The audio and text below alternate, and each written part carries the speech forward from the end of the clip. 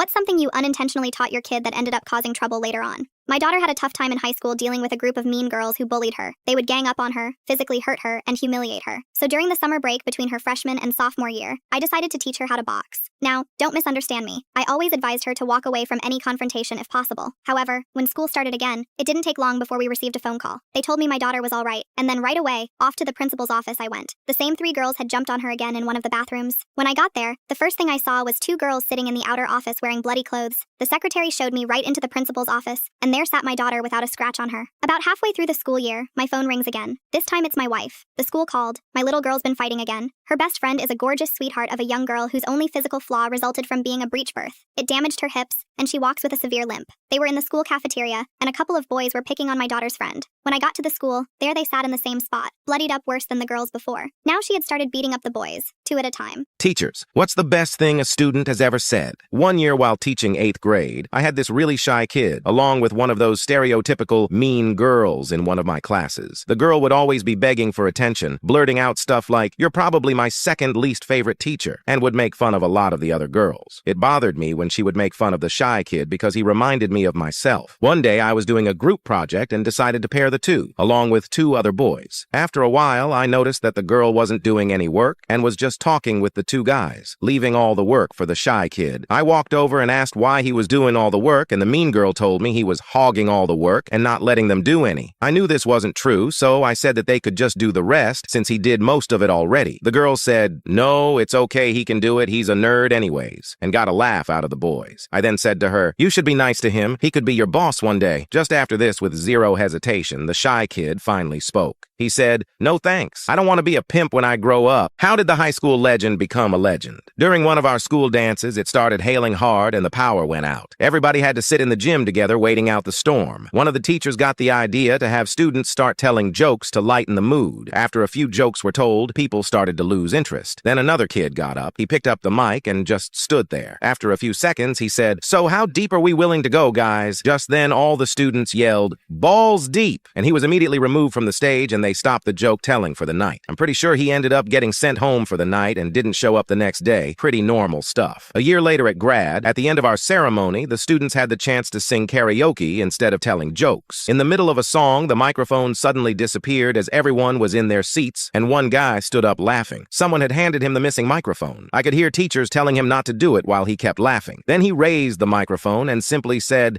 "How deep?" For the first time, I understood school pride. It was an amazing moment as almost 900 students all shouted, "Balls deep! Parents of killers." What happened? We started hearing my son was being bullied constantly in school because of a huge birthmark on his shoulder. And after one day when this bully tried to cut the birthmark off, we took him out of school. Unfortunately, this same jerk somehow knew our address and would often wait outside our house just to taunt him. We tried going to the police, but they refused to do anything as they didn't consider it a serious matter. We didn't see him for a while, so we thought it was over. But then this kid found out my son had been named MVP on his soccer team. The next day, he decided to throw a brick through our living room window and climb into our house with the intention of hurting my son. He got into our house and started searching for him while calling out his name. What he didn't know is that my son, who was scared shitless, was thankfully in his room with his older brother, who happened to be holding my cocked firearm. He was now upstairs, kicking open each door, calling out how bad he was going to hurt him. He got to my son's room and flung open the door, ready to do who knows what. He was immediately met with 2 rounds straight to the chest. My sons were 13 and 14 at the time and weren't charged. It was ruled as self-defense. My mother blackmailed me at my own wedding, but I got my revenge. A month ago, my mom and brother showed up at my house and told me he was going to propose at my wedding. Of course, I told him no, and he seemed to accept it. But after he left, my mother stuck around and proceeded to scream every horrible word she could think at me, calling me a disgrace to the family. She told me if I didn't let him propose, she would personally make sure I would be disowned and tell our whole family I cheated on my husband at my bachelorette party. I called my dad and got him to calm her down, and I thought that was the end of it. The day of my wedding, everything was perfect, and I couldn't have been happier. But right as my husband was about to announce I was pregnant, I saw my brother get down on one knee and ask his girlfriend to marry him. Everyone cheered for them, and his new fiancée made sure to show everyone at my wedding her new ring. That night, I cried in my husband's arms as everything I dreamed of was ruined. But then I got an idea. My brother's wedding was yesterday, and I made sure to sit right next to my mother. Just as I saw it was time to make a toast, I quickly stood up and told everyone I was pregnant with twins. Everyone cheered and seemed so happy for us. My mother's face went red as our whole family practically lined up to feel my stomach. I don't know what she's going to do, but I don't regret a thing.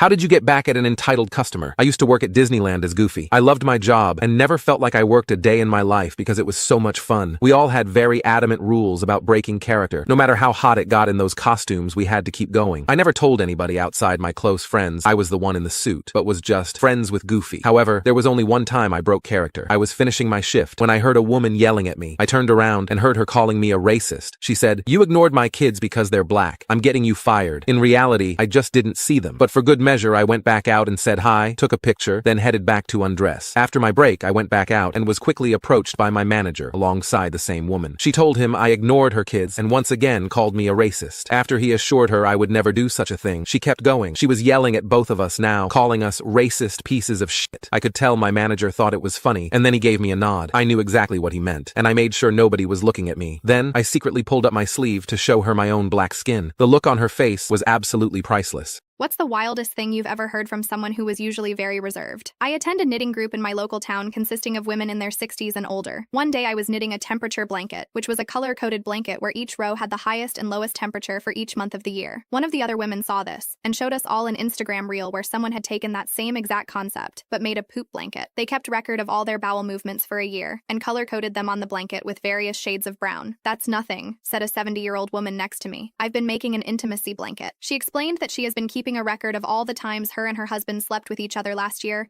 and color-coding the blanket based on factors such as what kind of position, whether either or both of them crossed the finish lines, what time of day it happened, etc. Obviously, everyone was having a great time with this when an even older lady, late 80s, piped up and said, "I'm doing an intimacy blanket too." She held up a blanket that was just one solid color. Someone asked how it's an intimacy blanket if it's not color-coded, and without missing a beat, she goes, "Well, since my Trevor passed away last year, it's just been me and my hand, hasn't it?" Former homeless people. What's the darkest thing you've ever witnessed? During that time, I was extremely skinny and had finally saved up enough to have a sit-in meal in a small diner. When I walked in, I couldn't even sit down before the owner came over and told me to leave. He said he didn't want me scaring other customers off or making anyone uncomfortable. I was used to this, so I just went and sat back down outside. Then, a very well-dressed woman and a few other people walked by, and she handed me a $100 bill. I thought I was dreaming, and the others told her how kind she was. I was forever grateful to her, because this meant I could finally have a place to sleep for a few days. But 30 minutes later, she came back. She walked up to me and demanded I give her money back, saying she needed it. I hesitated, but handed it to her. Then she kicked my cup of coins over, and I asked why she was doing this. She responded that people like me were ruining our country, and she just wanted to impress the clients she was with. I was heartbroken and begged her to leave me alone. She said she would gladly, but before she walked off, she took a bottle of pills out of her purse and threw them at me. She said they were weight loss pills, and since I was so disgustingly skinny, I should take them, and maybe they would finish the job. Nothing even comes close to that moment. What did your teacher do that traumatized you for the rest of your life? We had a teacher who introduced something called the jar of punishments. If you broke one of his rules, which we students could also create, you had to draw a slip from the jar and face the consequences. Some rules were trivial things, like forgetting a pencil or accidentally talking out of turn. Others involved petty reasons, like insulting someone or laughing at the wrong time. The punishments were all about embarrassing us in front of our classmates. It didn't help that these were high schoolers who, once let loose, were eager to get each other in trouble just to see the punishments carried out. Classes quickly stopped feeling like classes. It was more like a contest to goad each other into drawing from the jar. For example, one slip said you had to scoot around the room on your backside like a dog, barking the entire time. Another forced someone to crawl on all fours, pushing a penny with their nose and repeating, "Beep, beep, I'm a Jeep." I saw one student forced to stand at the front of the room wearing a foam dunce cap while every other kid in class threw crumpled paper at them. I once forgot my pencil, so my punishment was to stand up front while everyone tossed wads of paper at me, and one kid even tossed a whole notebook. Then I had to crawl around gathering all the trash. The teacher would laugh, claiming we'd learn our lesson this way. Eventually, a few of us complained to a different teacher. Word got around, and at year's end, the jar disappeared. The teacher wasn't outright fired, but by the next semester, those bizarre punishments were gone. We never saw that jar again. People who attempted to end it all and survived. What's your story? I thought I wanted to end it until I hit the water. I planned it all out, wrote my note, and at sunrise, walked into my dad's room. He woke up concerned. He knew I had been struggling. He knew about the medication, the dark thoughts. All I said was, "I love you." I wanted to tell him everything. I wanted to say I was heading to the bridge to end it, but a voice in my head told me not to, and I listened. I cried the entire bus ride, wanted to scream for help, wanted someone to stop me, but I couldn't say the words. Then, right before I jumped, a woman asked me to take her picture. She smiled with her daughter, full of joy. Why couldn't I be like that? That was the last thing I saw before I went over the edge. The moment I hit the water, I wanted to live. My back shattered on impact. I sank 70 feet, holding my breath, panicked.